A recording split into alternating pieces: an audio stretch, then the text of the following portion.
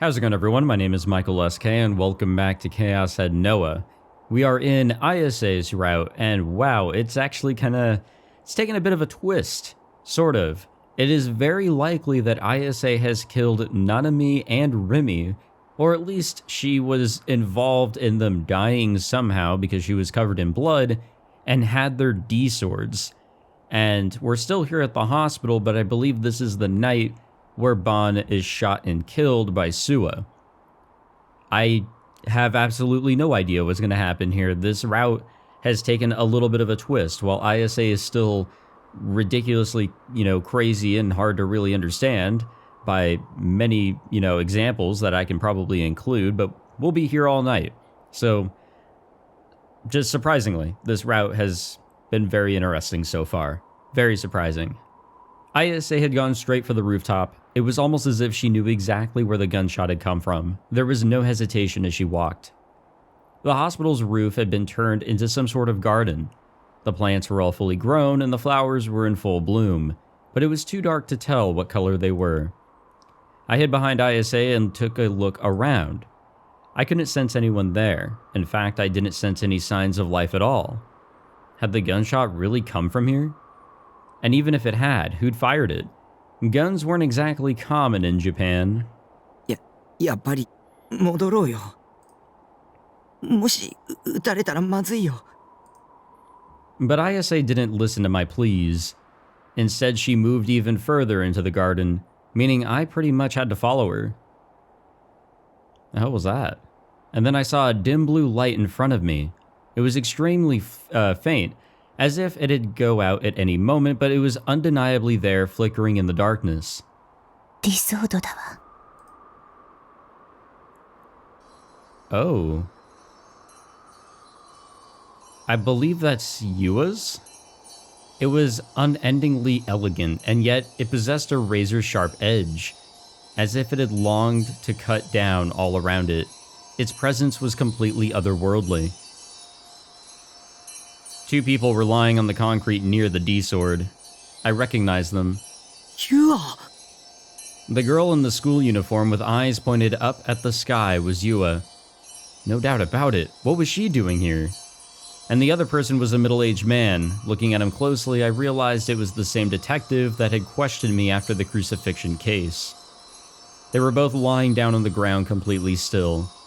I carefully approached them. That was when I noticed the puddle of blood around them. I jumped back in shock, but it was too late. The crimson liquid had already colored the bottoms of my shoes. The detective's body was especially soaked in blood. Yua, on the other hand, didn't seem to be wounded. What the hell had happened here? Why were Yua and the detective together? Now that I knew there was a detective involved, the gunshot made more sense. But who had he shot at? Yua? A million questions were racing through my head. So many, in fact, that I couldn't even begin to organize them. I couldn't handle the confusion, so I turned to Ayase for help. Looking as solemn as ever, she ignored the detective and approached Yua's body. Stopping right in front of the pool of blood, she kneeled beside Yua and felt her neck with her fingers. 脈はある。まだ生きているわ。だけど、死んでいる。心は。そっちの男の人は、もうダメなようね。 She was speaking in her usual indifferent tone. なんでそんな落ち着いていられるんだ。人が死んでるんだぞ。言ったでしょ。予言されていたからよ。 The fuck do you mean foretold? 綾瀬が望んだ妄想じゃないの。そうかもしれないわね。それを確かめる術はないけれど。そんな。構わないわ。原因が何だろうと。 Then Ayase stood up.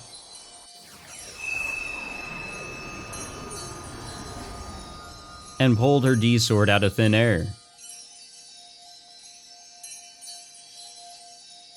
She took her D-sword, glowing bright red, and touched it against the D-sword that was stuck in the ground. Suddenly, a high-pitched resonance reverberated through the air. A resonance so shrill it felt like a drill was carving a hole in my ear. Or at least that was the image the feeling evoked. Immediately after the sound began, the shapes of the two D-swords began to effortlessly distort. Their transformation completely ignored the laws of physics. It was like they were made of liquid or clay. The two swords warped repeatedly as if writhing in pain. The resonating sound only got worse. Unable to bear it, I tried plugging my ears, but it didn't help in the slightest. Is she combining all of them into her D-sword? Until suddenly a shockwave ripped through the air. Before I could even begin to understand what was happening, the D-sword in the ground was in Ayase's left hand. Or maybe that's how she collects them? Ayase must have been in agony. Her expression made that very clear. But only a moment later, she looked at me and smiled. She was even blushing slightly, almost like she was aroused or something. 4本目よ。これで。 Even though there were corpses right in front of her, and whoever shot the middle-aged detective was probably still nearby, how could she put that sword over literally everything else? Was it really that necessary to get the ending she wished to reach? Did she really need all 7 D-swords to defeat Gladwell? Did Gladwell even exist? ギガロマニアックスとなったものは誰だろうと一度は壊れているんだよ。 That's my dog. I remembered what Senna had told me. I suppose that meant Ayase had also broken at some point. Did that mean that I would eventually break too? Well, the eventually was probably unnecessary. After all, I already felt like I was gonna break thanks to everything happening with Ayase. Ayase quickly erased the D-swords. The 2 of them vanished as if dissipating into the air itself. このこと、警察に通報するの。Yua was my enemy. I wouldn't lose any sleep about leaving her body here among all this carnage. But I already stepped in the blood. My shoes were leaving red footprints all over the pavement, which would yet again be enough to make me a suspect. 通報はしないわ。 A wave of relief washed over me. Ayase was gazing up at the night sky. Her expression still seemed slightly sorrowful. そろそろね。 Drawing near, what was? グラジオールは間もなく目覚めるわ。ツイグラーの予言によれば。心して、匠。最悪に包まれるのよ。世界は。君は見たこともない世界を見ることになる。でも、乗り越えて。そうしなければ、グラジオールを倒せない。Ayase's voice lacked its usual composure. It was almost like she was scared. Would it really be that bad? Whatever was about to happen, or should I say the delusion that she was about to turn into reality? まだ心の準備が。だったら急いで。もう時間がないわ。Ready myself? Colonel, that's easier said than done. I don't even know what you think is supposed to happen. So, what am I supposed to do? 世界は誘拐し、連結が始まる。Ayase mumbled that to herself, looking up at the sky. I decided to look up at it too. What the fuck? In the sky, I could see a single spot dyed a vivid white. A white so bright, it stuck out like a sore thumb in the night sky. What even was that? I gulped. Come to think of it, hadn't some people reported that the sky had turned white right before the last earthquake? The white spot was gradually expanding. It had an inexplicable sense of restlessness to it. It left me completely speechless. グラジオールが目覚めた。 Well, this is happening a little earlier than it's supposed to be. This is the third melt. The earth trembled, the building shook. No, it wasn't just the building shaking, everything was. The white spot in the sky grew even bigger.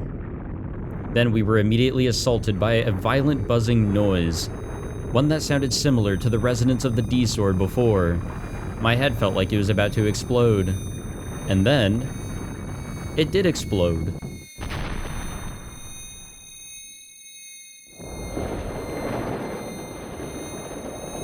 The world was dyed completely white. Among other things happening, of course, such as, you know, the entirety of Shibuya getting completely wrecked. Was I dreaming? Even though it had been white only a moment ago, the sky was dyed red. The world itself had turned to a rusty vermilion. This couldn't be real. It had to just be another delusion. Or at least that was what I tried to tell myself. All across the sky I could see clouds upon clouds of black miasma. They seemed almost humanoid in shape. They had to be illusions though, even if they were unusually vivid. The clouds of haze spontaneously flickered in and out of sight. Even when I thought one had disappeared, it would pop up somewhere else a moment later. The blots of black miasma were innumerable. Just looking at them made me feel uncomfortable. And there was this intense, rotten-smelling stench. It was so bad it nearly brought me to vomit. I didn't want to be here for even a second longer. That feeling was as strong as could be. Yeah, it's a little different. Oh, that's what we're used to. When I came to, the sky had brightened up a little and Shibuya had transformed into a city of death. Hospital, or Tokyo Hospital, was still standing, but cracks ran up the walls and the interior was in complete disarray. I only barely managed to make it out. The entrance to the outpatient clinic was swarmed with ambulances. The place was overflowing with people trampling over each other, fighting for medical attention. When I'd woken up, Ayase had smiled at me and said, "Let us return to Shibuya." It had been just before 6 a.m. at that point, which meant that I'd been out for over 10 hours. Yua's body was nowhere to be found. I asked Ayase if she knew what happened to it, but she didn't seem to know. Yep, this is what we're used to seeing. This seems to be the very common deal here with all of these routes. The third melt will happen. Shibuya was hardly a 5-minute train ride from Yoyogi, but due to the earthquake, all public transport was on halt. The railroad had been torn to shreds, meaning that there was no way it was going to be restored within the day.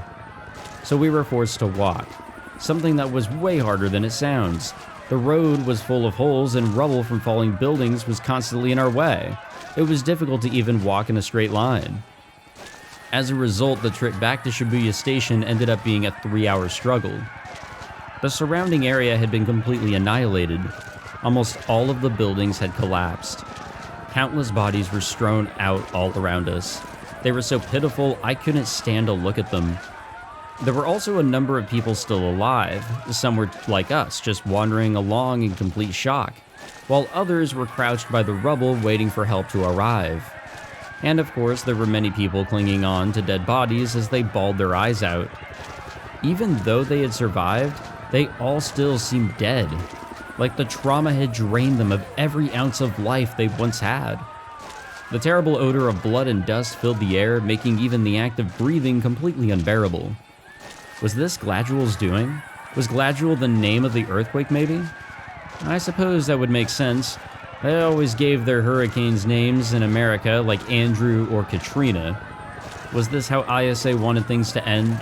Was this the ending she wished to reach? Then again, if you wanted to bring about the apocalypse, this would probably be the best way to do it.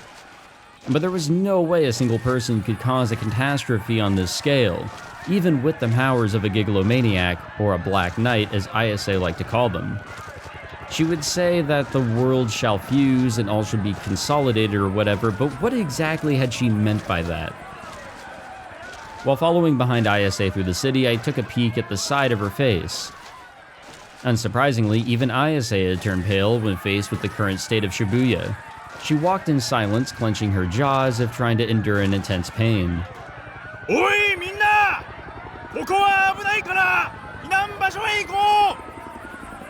A middle-aged man in a suit was screaming into the crowd. He was calling out to all the survivors in the area, us included. 救助を待ってたら日が暮れてしまう。避難場所まで行けばきっとなんとかなる。ここに留まっているよりずっとマシだ。辛いかもしれないが、立って歩こうじゃないか。俺たちには亡くなった人たちの分まで生きなくちゃならない使命があるんだ。 Where the hell had that old guy gotten so much energy from? A few people listened and started moving toward him, but most people stayed put. Ayase didn't even look at him. She just kept on moving toward her destination, and I had no choice but to follow. Suddenly I felt a throbbing pain in my forehead. Ever since we'd left Yoyogi, I'd been getting headaches just like this. 頼むよ。みんな立ってくれ。どうしてわからないんだ。ここは危ないんだって。俺はみんなに生きていてほしいんだよ。 My head hurt. Uh-oh. What the fuck? What the... Suddenly the world was dyed red once more. The sky was covered by vermilion clouds. It was the exact same thing I'd seen in my dream. The asphalt of the road, the concrete of the debris, the buildings, the shattered glass on the ground, the abandoned broken down cars, the uprooted trees from the sidewalk, all of it had been corroded, overtaken by rust.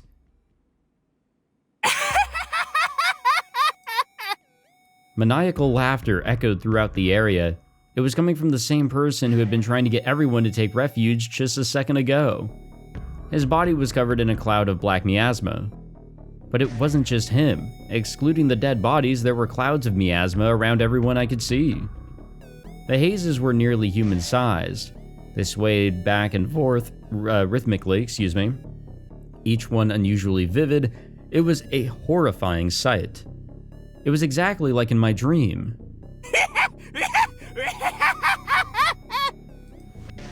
That man's laughter was starting to annoy me. Looking back toward him, I noticed that for some odd reason, he had an assault rifle pointed straight at me. 今なら警察いないから殺し放題じゃないか。 He started spraying bullets.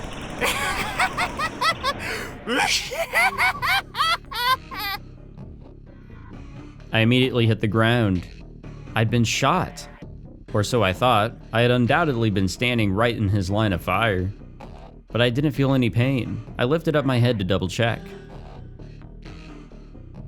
避難場所に行けば水や食料、それに毛布もある。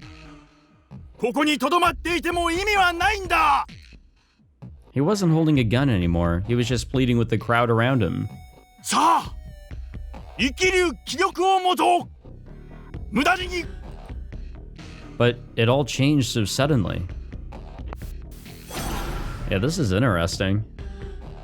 For a split second, the man's body was covered in static. Before the static, he had his hand raised up in the air, but after it, that hand was holding a gun. Doing that so quickly was humanly impossible. It was barely even coherent. It couldn't possibly be real. It was almost like watching a movie with severely jarring jump cuts. And then he started firing again. The people that were shot fell to the ground, blood spurting everywhere. Their screams echoed throughout the air. And yet somehow none of the bullets were hitting me. It really felt like I was in a movie. It wasn't real life. Takumi.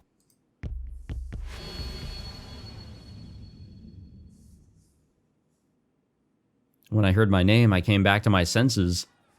Ayase was staring at me. She looked like she was about to say something, but in the end she didn't. She simply turned her back and kept on walking. It's like we're seeing delusions very often. I took a look at the sky. It was cloudy but not red. The surrounding scenery was overcast by a dark gray, no vermilion in sight. The shooter had gone back to pleading with everyone to evacuate. All the people who had been shot were now unharmed, and none of them were engulfed by black miasma. What the hell had just happened? Another one of my delusions? If it had been, then I must have really lost my touch. That delusion hadn't even been slightly realistic. It had been like a movie or a video game or something. Takumi, 早く来て. Ayase urged me forward. Where the hell was she going anyway? Was she headed for the evacuation site? The one that guy was yelling about? Oh. But if that was true, then she wasn't going the right way. Instead, she went right into the Inukashira line station. What the hell was she thinking? Does she know the way to go to, like, fight the... shit, Norise was his name? There were no staff members at the station, and the trains were all stopped in place. Ayase made her way down to the tracks and started walking along them. Naturally, the tunnel was pitch black. It wasn't designed to be traversed on foot after all. It hadn't collapsed yet, but it felt like it was only a matter of time before it did. I would have never imagined that I'd have ended up walking on railroad tracks like this. What an adventure, though. They should make a movie about it. Wait, pretty sure there already was one. Granted, it had come out before I was born, so I obviously hadn't seen it. I just knew it was about some people walking down railroad tracks to find a body. Oh yeah, okay. I know what movie he's talking about. Meanwhile, walking through this underground tunnel wasn't nearly as exciting. If we continued along this route, we would eventually pass the Shinsen, Komaba, Todaimai, Ikinue, and Kitazawa stations. I'm trying my hardest. Getting in and out of Shibuya had been made incredibly difficult, so using the subway tunnels was actually a pretty good escape plan. But we had started in Yoyogi, and now we were heading towards Shibuya, so something told me that Ayase wasn't using this as an escape route. どこへ行くの? 深センの駅よ。 It seems like she knows the way. What the hell was going on there? Maybe she was planning to head to Suame from there? Or maybe my base? Actually, I had never told her where my base was, so probably not the second one. Speaking of which, I wondered if Seraton had survived. What if the Kurenai conference hall had collapsed because of the earthquake? Oh god, all my poor waifus could be buried in rubble. Suddenly, my trivial concerns were interrupted by a bright light. Yeah, this is where we need to be, I think. There was a railroad crossing right before Shinsen Station, where light from the sky peeked in from above. After the crossing, the rails went into another dark tunnel, and after that was the Shinsen Station platform. The lights of the platform were out, likely due to the earthquake. It was pretty damn dark. There was almost no one around. All I could see were two girls sitting on the platform. Judging by their uniforms, they were Suame students. Ayase approached them without a hint of hesitation. Maybe she knew them or something? As we got closer, their figures in the darkness became clearer. My brow furrowed. I felt like I had seen them somewhere before.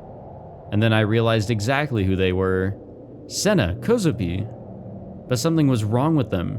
They should have been able to hear us coming, but they didn't even turn to look at us. No, they just sat there, their heads looking down at the ground, not moving. Senna? Kozupi? I tried calling out to them, but the two still didn't respond. What the hell was up with them? 黒騎士の心が殺されていく。だから回収するの。理想道。Yeah, they may have already been attacked by Suwa. Wait, no fucking way. I rushed over to the girls in a panic, then peered into Senna's eyes. Senna's eyes were devoid of life. They were completely hollow, with no light left within them. They stared into nothingness. Those sharp eyes of hers always glaring at everyone and everything. Not a single trace of them remained. She was trying to murmur something, but her voice was so incredibly faint, all that came out was a mere croak. I couldn't make out a single word that she had said. Kozupi was the same. The light behind her eyes had died out. Her mouth hung open, drool trickling down her cheek. She tried to speak, but her voice was too hoarse to understand. Something had happened to them. What the hell was going on in this city? I was absolutely clueless, so I turned to Ayase for answers, but she didn't seem remotely interested in their fates. Their D-swords were lying nearby. Ayase took her sword and brought it near them. The same shrill sound from before reverberated throughout the station. The 3 D-swords began to warp and transform. Well, there's only one more she needs now. Then came the shockwave, assaulting my body like a fierce gust of wind. And once it passed, Ayase was holding Senna's and Kozupi's D-swords. これで6本揃った。Blushing in apparent arousal, Ayase looked at me. 匠、あとは君が手に入れるだけよ。 How the hell could she be so calm right now? My frustration was then met by the same throbbing pain in my head as before. Uh-oh. The world turned red once again. Everything began rusting, rotting, and eroding away. I could smell a strong odor coming from Kozupi. Kozupi slowly rose up from the ground. Her entire body was dyed red. Was that blood or rust? 殺してやる。 Oh, lovely. Kozupi raised her head. Her face was covered by a black miasma. Does everybody have, like, a sprite that just has them covered in blood? The sheer bloodthirst coming from her was terrifying. Kozupi stretched out her thin arms as if to try and strangle me. But when I blinked, she had somehow ended up back on the ground. Her head hanging downward, she had an indescribable expression on her face. 殺してやる。 Static rang in my ears, and Kozupi instantly teleported beside me. The black miasma grazed my shoulder. A ghastly cold sent a chill down my spine. みんな殺してやる。匠ちゃんも鏡でズタズタに。 Her whispers were emotionless and robotic, but that only made them all the more horrifying. I blinked once more. Senna's body was slumped over on the ground. She had been cut to pieces. Kozupi violently swung down her arms and stabbed Senna in the head with a shard of glass. Dark blood stained Senna's long, beautiful black hair. Kozupi then raised the piece of glass in the air and stabbed her once more. Static. Now Kozupi was on the ground instead of Senna, and Senna had mounted a homeless man that had appeared out of nowhere. Her head was buried in his shoulder. Her head was moving up and down constantly. What was she doing? Her hair was covering her face, so I couldn't really tell. That is, until she finally looked up. The man's shoulder was stained in blood. His flesh was minced like ground beef, and I could even make out a little bit of pink inside, or a little bit of pink muscle glistering from within. Excuse me. Wait, no, was it blood? Muscle? Rust? I hear. That's just terrible. Senna finally turned around and I could see the blood surrounding her mouth. She was chewing on something, devouring it. What the hell are we seeing? Maybe Ayase was actually, like, not talking, like, a lot of shit here. Maybe, like, somehow other possibilities are coming together? Maybe? My legs trembled, and the second I lost my balance and collapsed to the ground, the world returned to its original color. My headache vanished too. I pressed my hand against my forehead and shook my head intensely. I felt extremely sick, like I was about to vomit. It didn't really feel like a panic attack or shock or anything like that. It was more like a poison was slowly trickling through my veins, spreading throughout my entire body. One that hit me with a horrible sinking feeling that weighed heavily on my mind.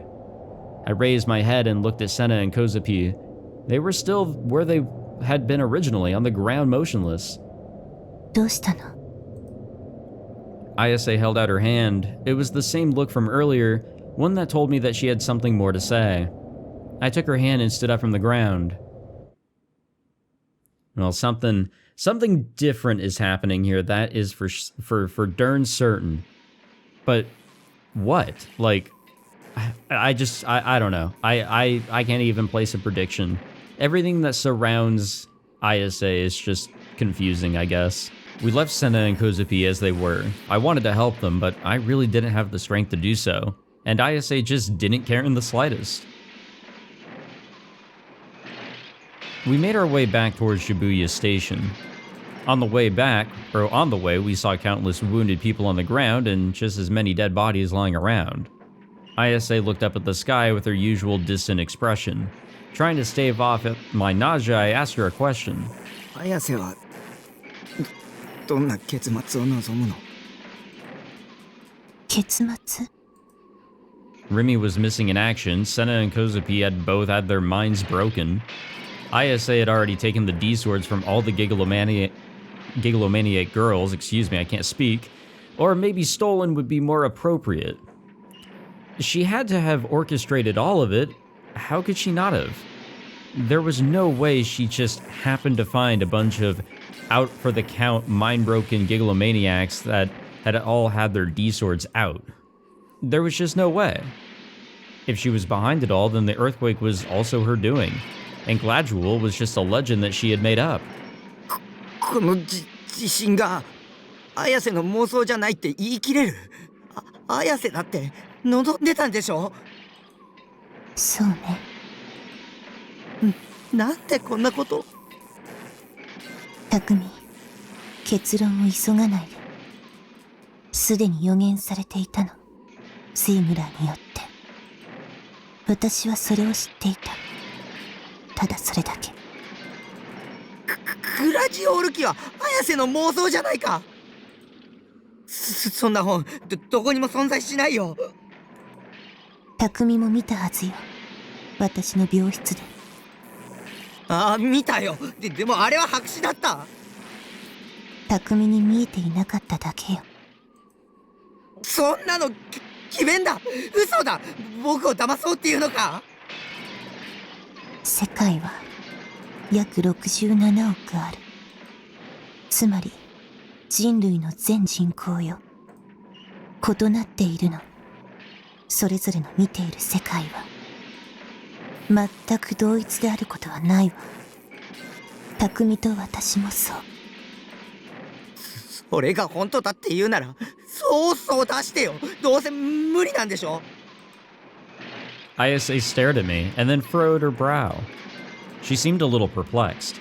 It was almost like she was forcing herself not to show any emotion. 見たいの？私が見ている世界を。できるならやってみてよ。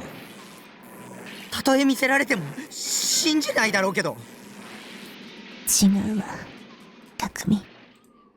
君はもうすでに見ている。私の世界と君は少しずつ同期し始めているのよ。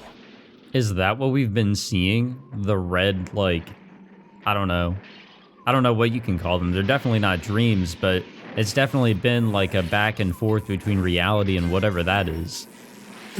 何よ。This is what that is. The world rusted over once more. Those collapsed on the ground were engulfed by black miasma. I could see the head of a child crushed by the debris poking out through the cracks, and a man who was probably their dad trying to save them. Static rang in my ears again. And then, in an action that was incomprehensible to me, the dad stomped on the child's head. Their head split open like a watermelon and was subsequently crushed by their father's foot. Blood and gray matter splashed onto the ground. The static came again. The child's head was now completely intact. I could hear their dad cry out to them, "Hold on, I'll get you out of there." Static. The child had escaped from beneath the rubble, and now they were stabbing their father over and over again with a knife. "You're fucking useless, you old fuck," they jeered. A young couple were sitting in a somewhat remote spot. The two were under the same blanket, huddled right next to each other. When the static came again, it engulfed the two of them, and the man began to rape her. Her screams echoed loudly throughout the city. But the screams stopped with more sounds of static, and the two were back together as if nothing had happened. Two middle-aged women were limping down the road. They were like sisters. Static flashed, and one of them grabbed the other by their hair in an instant. She then began to yank on it in an attempt to uproot it completely. And with the fierce sound of tearing, she mostly succeeded. That is awfully painful. The static soon flashed again, and her hair was back to normal. なんだよ、これ。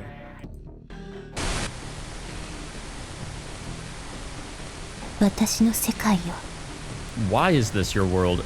I wonder if this is actually what she always sees. Just a really fucked world. She's basically the main character from Saya no Uta. It was her world? It wasn't my delusion, but Ayase's? Wait, was it even a delusion, or was it reality? A black miasma was hovering over Ayase's chest, too. But really, I didn't want to see any of them anymore, so I instinctively looked away. 匠の見ていた空はどんな色をしていた？どんな青いあんな色？ Ayase pointed up to the sky. It was a shade of red. あれは赤土色だ。赤土色？あの色は青じゃないのね。どこからどう見ても青空じゃないよ、常識的に考えて。でも私にとってはあの色が青なのよ。 Yikes. Her whole, perception of the world is totally wrong. What was she saying? 匠は説明できるの？青色ってどんな色？どんなって、だから空の色。あの色の空しか知らないのよ、私は。みんな青がどんな色かぐらい知ってるでしょ。だから説明して、例えを使わずに青がどんな色なのか。 How do you describe a color? Without an example, how was I supposed to? Yeah. I tried thinking of a way to explain it, but I came up empty-handed. I just couldn't come up with a way to describe the color blue. Probably to state that it's a cool color, where red comes off as more warm or hot. I mean, that's actually their proper descriptions, or at least how they're used with a lot of different objects and shoot, what's a good example?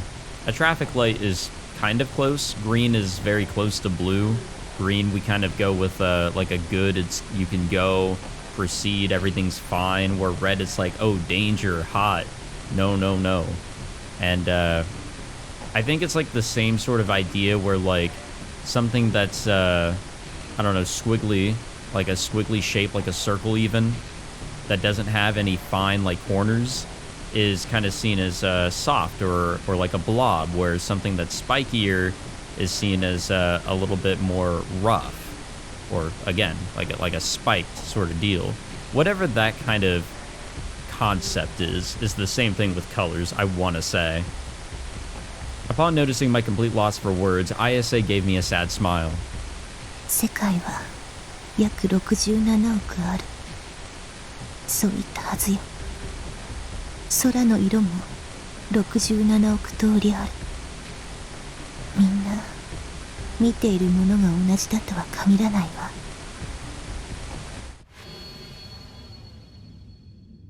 The scenery went back to normal. This color was my world's. 綾瀬はずっとあんな世界を見てきたの。Ayase gave a slight nod. 生まれた時からずっと。それが当たり前のことだと思っていたわ。世界の構造として。でも違うのね。今、匠の話を聞いて理解できたわ。あの黒いもやは何なの？写真よ。誰でも持っているものなの。人ならば。そしてこの写真がグラジオールの糧となり、形を作り出していく。見えた？人々の負の妄想が。Wait, was the static causing negative delusions to bubble to the surface? Was that why I had been seeing all that human savagery? 私は昔から見てきた。黒騎士ならば程度の差はあってもみんな見えているはずよ。そこにあるのはむき出しの悪意、むき出しの欲望。Had Ayase been seeing a world like that ever since she was born? 匠、私が望む結末はこの錆びついた世界から魂ごと抜け出すこと。そのためにはグラジオールを倒さなければならないのよ。Ayase moved closer to me. だから見つけて。あとは匠だけなの。理想像を見つけて。無理だ。Unable to bear it any longer, I pushed Ayase away by her shoulders. Ayase's eyes opened wide in shock. なぜ？諦めるの？僕は綾瀬が思うほどすごい人間じゃない。どれだけ望んでも理想度が手に入る兆候すらないじゃないか。大フロントの時もそうだったし、地震が起きてからもそうだ。方法がわからないんだ。理想度なんて手に入れられないよ。自信がないよ。それならなぜ私を助けたの？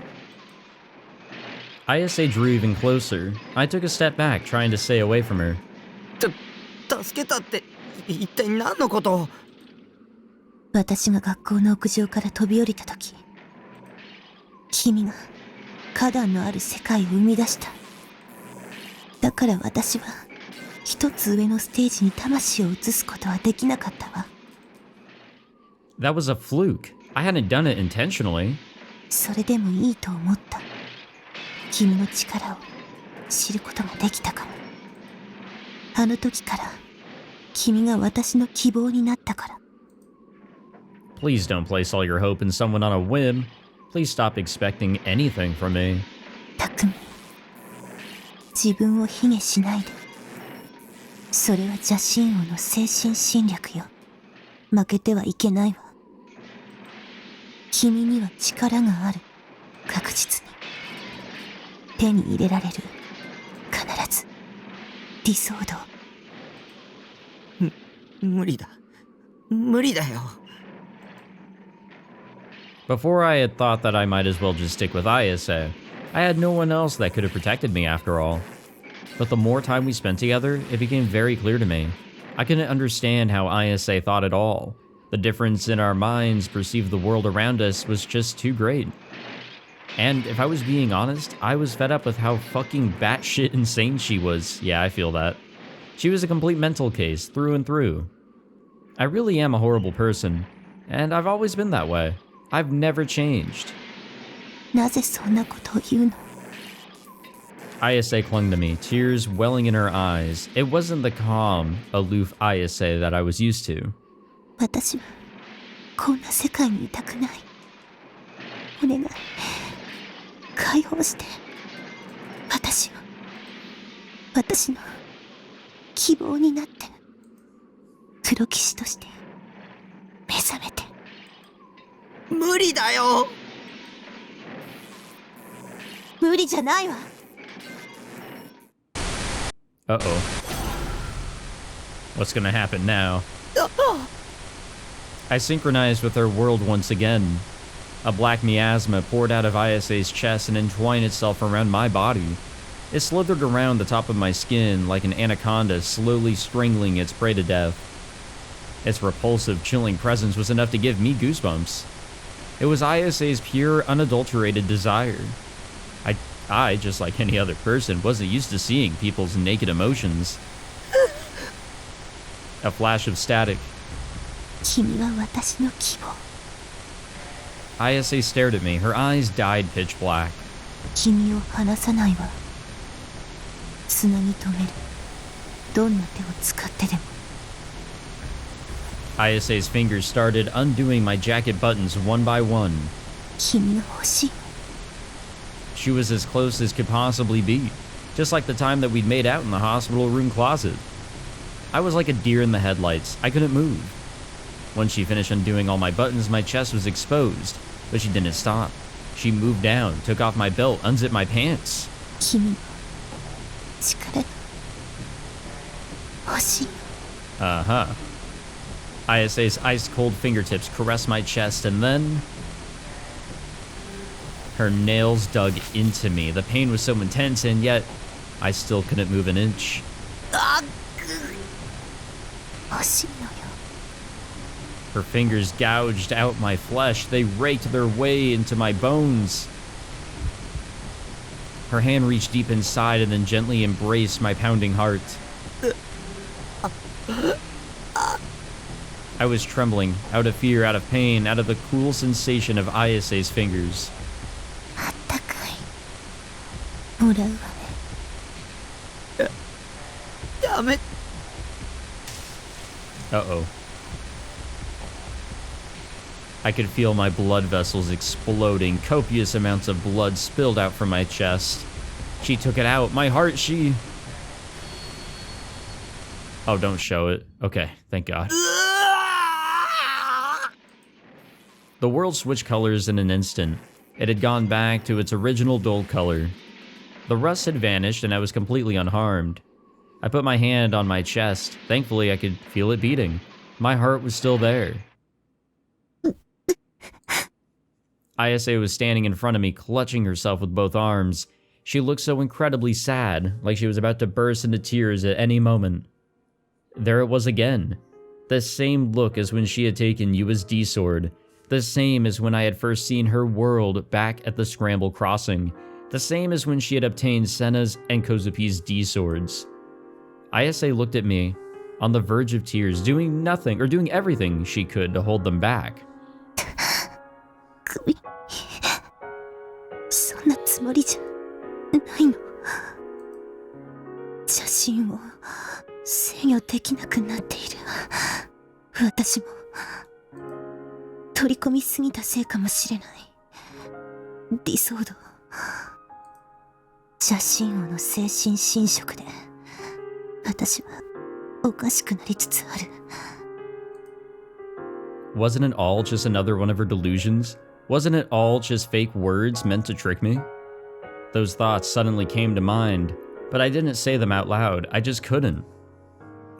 Ayase was a girl who rarely showed any emotion, with her unwavering tone giving her clear command of any conversation she ever had.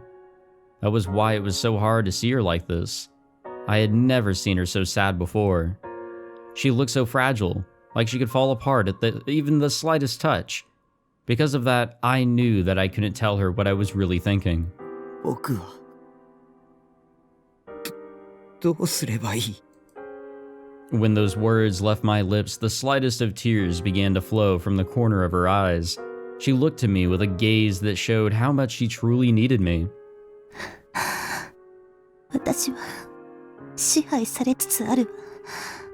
邪神王の攻撃によって。このままじゃ自我を保てない。だから取り除いて私の中を侵食する不浄なる邪神を。取り除くってどうやって? Again, I'm pretty sure the term is exorcise it. 私の世界を見たでしょ。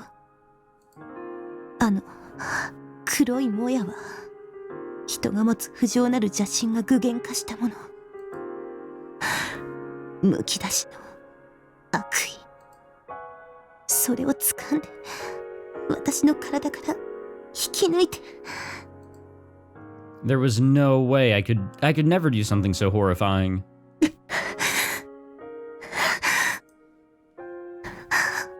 お願い、匠。私は私でいたいの。私の世界を救って。 Losing her balance, Ayase fell to the ground. Her figure was as frail as could be. But we had made a promise to each other, one she had said herself. 君を守るわ。君も私を守って。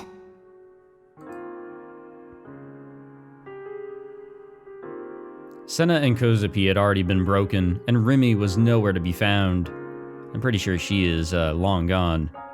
I didn't want to lose Ayase too. There was an element of selfishness to it. But most of all, I wanted to help her. I was fully aware that it wasn't within my ability to do so. But still, even if Ayase really was some crazy, hopelessly schizo girl, even if all of this was just her delusion, I wanted to help her with all my heart.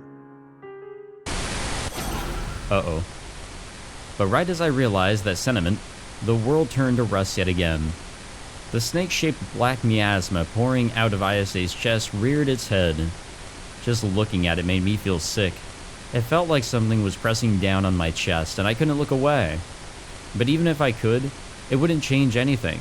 That's why I knew I had to try and face it head on. But I couldn't bear it. It felt like my chest was being crushed. My migraine was splitting my head apart. I couldn't do it. I never could have. I didn't have the strength to help anyone. Takumi. I looked up in response to Ayase's call.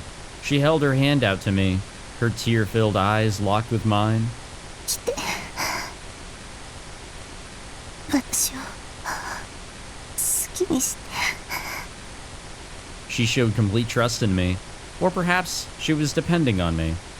I had never had someone depend on me before. My mind was about to crumble, but Ayase's voice just barely managed to keep it together.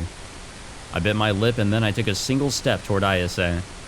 With me as its new prey, Ayase's black miasma moved toward me and entwined itself around my neck.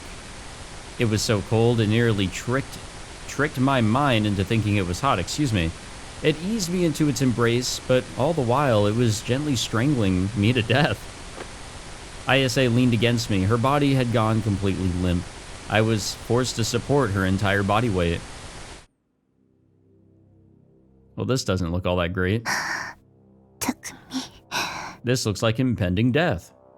I tightly embraced her slender hips.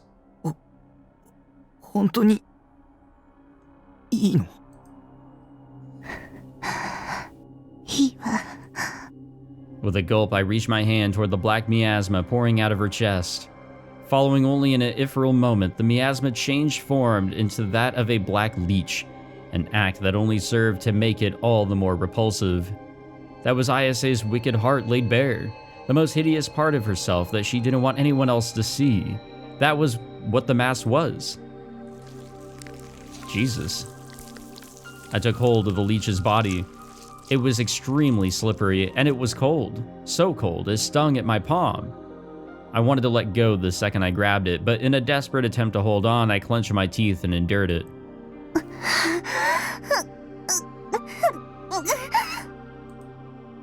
Ayase groaned in pain, her face a horrid mixture of ecstasy and agony.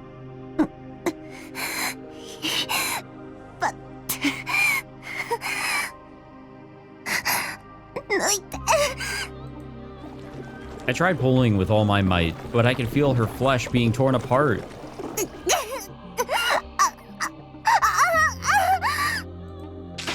Black liquid burst from her chest, covering my body from head to toe. Whether it was blood or something else, I didn't know. Despite all this, I pressed on, pulling on the leech as hard as I could.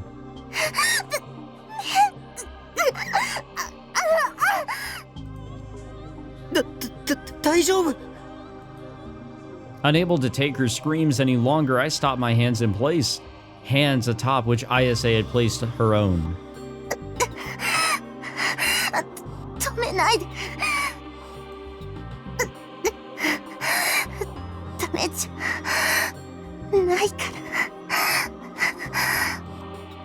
Even though her body was drenched in sweat, Ayase firmly reassured me. I couldn't hesitate again. If I did, I'd only be torturing her. Using every ounce of strength I had, I grasped the leech and pulled it out.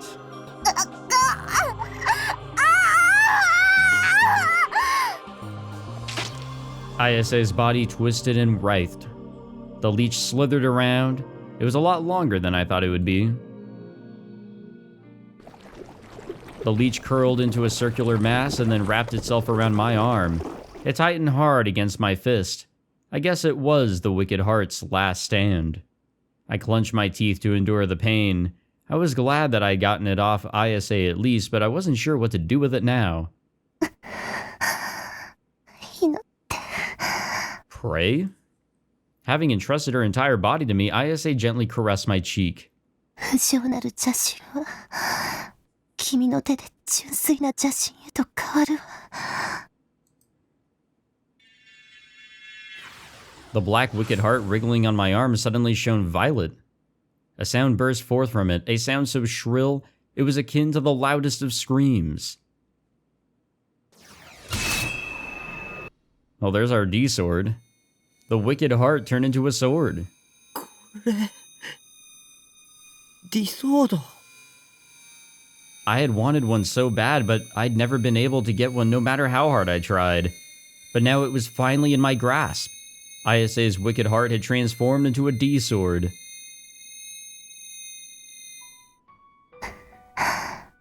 目覚めたのね。匠。 I don't even know what we did. Even amid her intense pain, Ayase smiled in my arms. Sweat ran down her brow profusely, adhering her bangs to her forehead. ありがとう。目覚めてくれて。 What had I done to deserve her gratitude? I did not know. I had no faith in myself. 匠。 Ayase draped her hands around my neck and then she tightly embraced me. 君だけよ。私の話を真面目に聞いてくれたのは嬉しかった。すごく。 Ayase's body was really warm. The black liquid on her chest was slowly turning red, her blood stained my clothes. But I didn't care. I held Ayase tightly in acceptance. She still had trouble breathing. I could feel her back tremble with each breath. The smell of her sweat rose in the air. Even that part of her was as lovely as the rest. 大好き。 Has Ayase fallen in love with me? I may or may not depend on her, but I know she depends on me. So, I don't think a relationship like this will be too bad, just the two of us. Yeah, hopefully not in this fucked world, though. Like, anything but this would be great. Suddenly, the sky behind Ayase's shoulders caught my attention. It was changing from vermilion to black, but only in a single spot. Or perhaps it was merely an illusion, and in reality, the spot was just a star. Nonetheless, the spot gradually grew bigger. If it continued at such a speed, it would soon blanket the entire sky. なんだあれ。 I mumbled that to myself, completely dumbfounded. Also noticing the unnatural phenomenon, Ayase quickly stood back up, using my shoulders to help herself to do so. あれが目覚めた邪神をついに侵略を始めたんだわ。結局私は間に合わなかったというの。もう止められないの。そんなことさせない。 Okay, so what are we gonna do here? Ayase brought forth her D-sword, materializing it from empty space. どうするつもり？グラジオール記目視録紙片にはこう書かれているわ。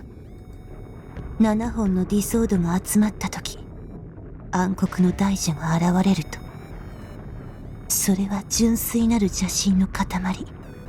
邪神をほふることのできる邪神。あらゆる崩壊を飲み込み、邪神王の身を砕くことのできる同質にして異質なるもの。その大蛇を出現させるのよ。グラジオールを倒すために。 Ayase was still trembling, and yet she readied her D-sword all the same, and closed her eyes the very next moment. It almost seemed like she was meditating. But even after waiting a moment, nothing happened. Meanwhile, the sky had fully turned black. If I didn't know any better, I would have thought it was nighttime. But no, the sun hadn't set. It was the black miasma, amalgamated into a mist that was spreading across Shibuya, transforming into a wave it sought to drown the city in wicked hearts. It slowly crept over the rubble-filled earth, painting every inch it touched black. Silently, it eroded. It swept over our feet. A croak of despair came from my mouth. The corroded world was now rotting away. It decomposed, crumbled, and then it all returned to nothing. People, corpses, and debris alike, everything slowly melted together, and from the amalgam came an overpowering rotten stench. 綾瀬、どうにかならないの？どうして？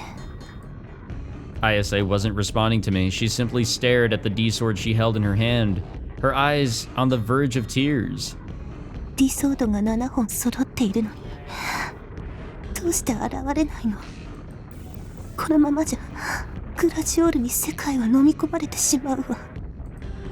やっぱり黒騎士が7人集まらなければどうしようもなかった。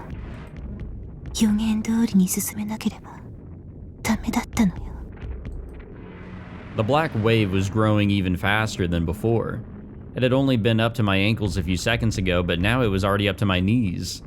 Strangely enough, I felt some resistance to the flow of it. Did it actually have physical substance? Was it really not just a simple illusion? Filled with horror, a shiver ran down my spine. Shibuya was actually going to rot away. 綾瀬が妄想すればいいグラジオールを倒す妄想を Unable to hold it in any longer, I screamed at her, but Ayase just shook her head. 私の妄想じゃないわ。グラジオール機は。だとしても僕にも綾瀬にもその予言をねじ曲げて新しい妄想を現実にすることは可能なはずだろ。それがギガロマニアックス、いや黒騎士なんだろ。でも、匠。Ayase stared my way, her gaze pleading with me. わからないの。どうすればいいのか。Oh God. Oh God is right. I was at a loss for words. The world was covered by a black miasma, the sky was pitch black, blocking out any and all light. Not even a single star remained. The black wave was already up to my hips, and it felt like I was going to be washed away by its current any second now. It took everything I had to stay standing. That corpse beside me melted into the liquid, and that was then swept away by the churning waters. If I let it swallow me up, that was exactly what would happen to me too. The mere thought terrified me so much I wanted to scream at the top of my lungs. What do I do? What the hell do I do? I desperately tried to think of a solution, but I couldn't come up with any. I was no hero, I was just an otaku freak. And even though I'd finally gotten a D-sword, I had no idea how to use it. So that had ended up being just as useless as me. Everyone would be better off if I just died. I should just get impaled by a bunch of stakes and bleed out, like in the crucifixion case. But right when I thought that, I suddenly remembered something. The songs Fess had written. Their lyrics. 歌を歌うんだ。 Despite how it might have sounded, it wasn't something I'd come up with as a last resort. No, I was convinced that it was the best and also only solution I could have ever come up with. 歌で綾瀬の妄想を世界に拡散させるんだ。 And the world she spun with them captivated the youth of Shibuya. The Gladwell saga was a legend of dubious authenticity that might or might not have been true. It could have all just been Ayase's, delusion, and she was the only one who had any knowledge of it. But that didn't matter. That legend had been spread to the youth of Shibuya through Phantasm's songs. Therefore, mutual recognition had already been achieved. だから歌うんだ。 That's actually smart, what the fuck? グラジオールを倒す歌を歌ってよ、フェス。歌えというの。この状況で。歌を歌うことで導きが現れるって前に言ってたじゃないか。そうね。言ったわ。Good times. そして、あのライブで、匠と出会えた。匠。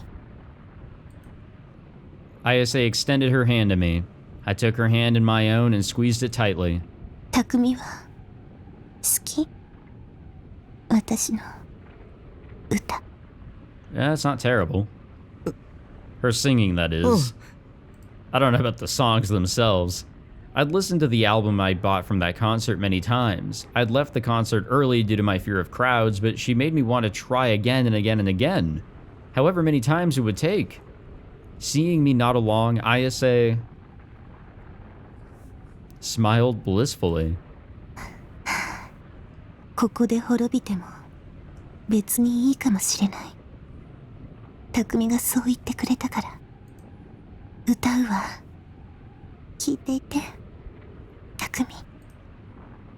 Ayase closed her eyes, took a few moments to focus before finally letting out a deep breath. Then she opened her eyes. She was no longer Ayase anymore. She was Fess. Yeah, see? From Phantasm. 最下に契約の地を。She quietly murmured the song's name, and then she burst into song. Her voice reverberated toward the pitch black sky. 悔いをって悔をて闇夜を切り裂き Surprisingly, I don't think her singing actually will get a copyright claim. Or at least I don't think I've gotten one yet, so we're in the clear. 汝の痛みとなりて今解き放たれるやがて叫びは宙に舞い夜空は赤く染まるだろう十字の杭は力となりやがて聖域へとたどり着く The lyrics were a hint. 綾瀬、杭を打つんだ。 This song wasn't prophesizing the crucifixion case at all. 7本の偽ソードを合わせて闇夜に打ち込むんだ。 There was no doubt in my mind. It was a song meant to overthrow Gladwell. A song to release Ayase from her world corroded by rust and red. 綾瀬の世界を壊せ。 Ayase stared at me, her eyes burned with a fiery passion. Ayase looked her most beautiful when she was singing. Her energy had completely changed. The damsel in distress from before was nowhere to be seen. Ayase understood what I was trying to say, and without saying a word, she nodded. I poured all my strength into our joined hands, and while I was desperately fighting against the power of the Black Wave, I entrusted my D-sword to Ayase.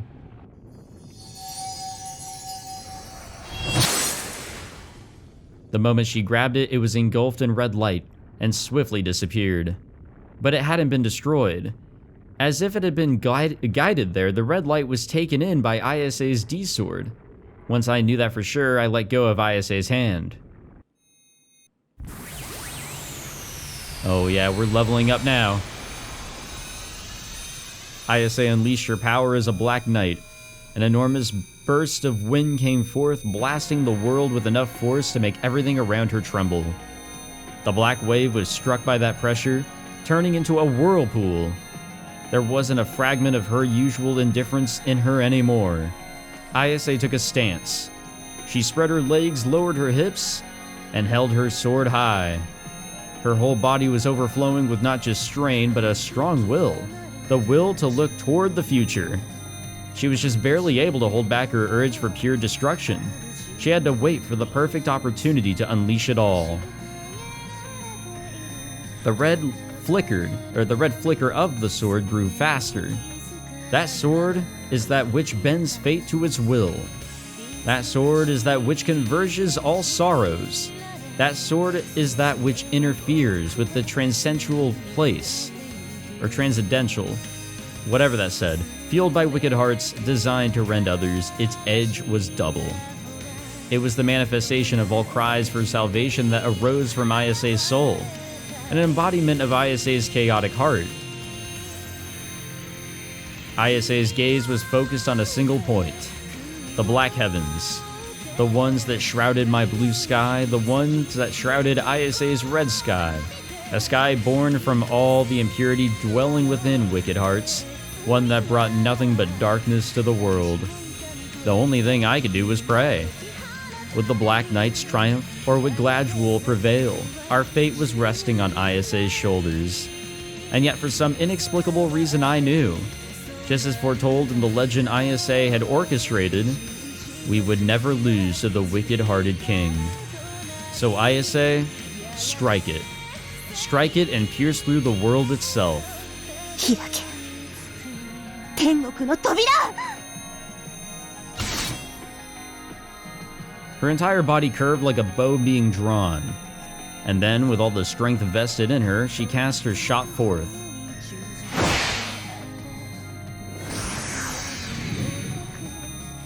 Ooh.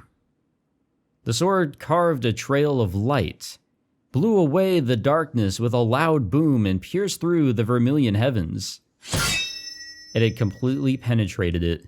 That is hard to read. The sky began to crack. The cracks spread throughout the entire sky, and before long, accompanied by a flood of sound, the entire world shattered. All right. Which means... Did we, like, save the day accidentally? I don't know. Fuck. Who knows? Yeah. That was weird. This whole route made no fucking sense to me. It kind of just, like, went in its own weird direction. Because, well, that's Ayase for you. She just has her own weird way of looking at the world. But if that is true, where, like, everything that she sees and how she perceives things is like that, then goddamn, I guess that kind of explains her weird way of going about life. But also, it could probably also be her doing. She could have, you know, delusioned up her own perception of the world. And, well, there you go. It's in the same way where, like, you think people are looking at you when you're, like, walking through a crowded place. Your anxiety is so high.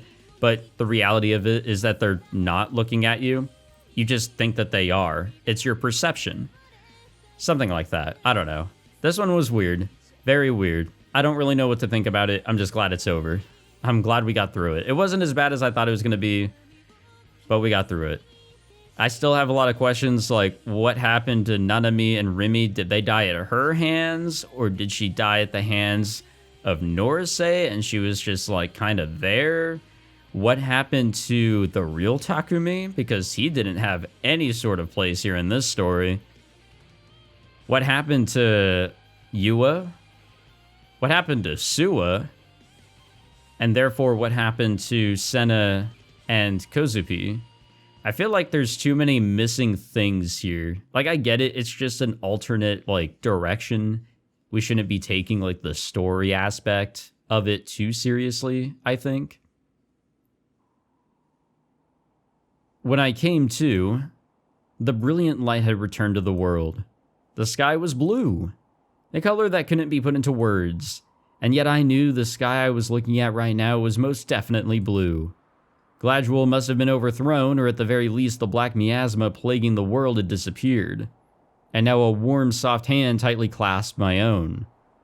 Ayase was standing by me, or by my side, looking up to the exact same sky I was. Without saying a word, tears poured from her eyes.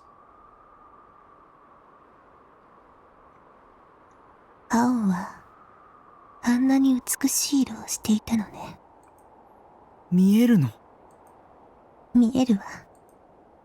匠が見ているのと同じ色の空が。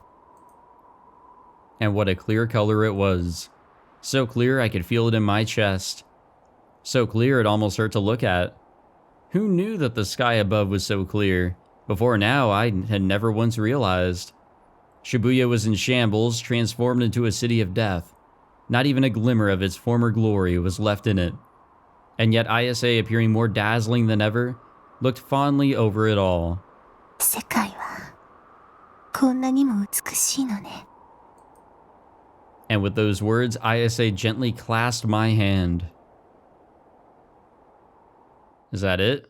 I think that's it. Yeah, what a weird route this was. But I have to rank it out of the character routes we've done so far. This one has been the best. The best so far. Because, goddamn, did it feel like we were just trapped. Like, well, quite literally, in Yua's route. And nothing really happened in Nanami's. Like I said, we didn't learn a single thing about Nanami in her route. Except that, I guess, Takumi could fall for his sister, but like, that doesn't really tell us anything. We want to learn about the characters. I could give two shits about Takumi, or I couldn't, whichever one works. But yeah, I would say Ayase's, surprisingly, is the best so far. Maybe the listing here, the order that we're going in, is made to be like worst to best, like just based on other opinions. I don't know. I really don't know. Also, I've never noticed this, but in the background you can see everybody's D swords. I never noticed that, like, straight up. I've been on this like main menu screen so many times, but yeah, you can see some of the D swords. I don't think all of them are shown, but a fair amount are. You can see Nanami's there on the far right. And then I want to say that that's Ayase's. Then, oh wait, no, I think Ayase's is on the far left. So maybe that's Senna's. And then on the far left, that's Ayase's. And then Kozupi's. Where's the other three?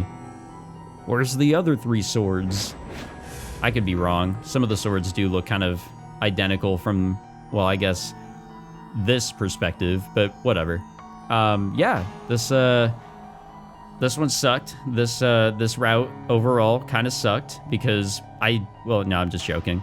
No, this route was fine. I actually liked it, and while I don't think we got anything too important out of it other than maybe the perspective that Ayase may actually have all the time, which is actually kind of fucked, it was weird, and I don't think there's anything else we can take away from it.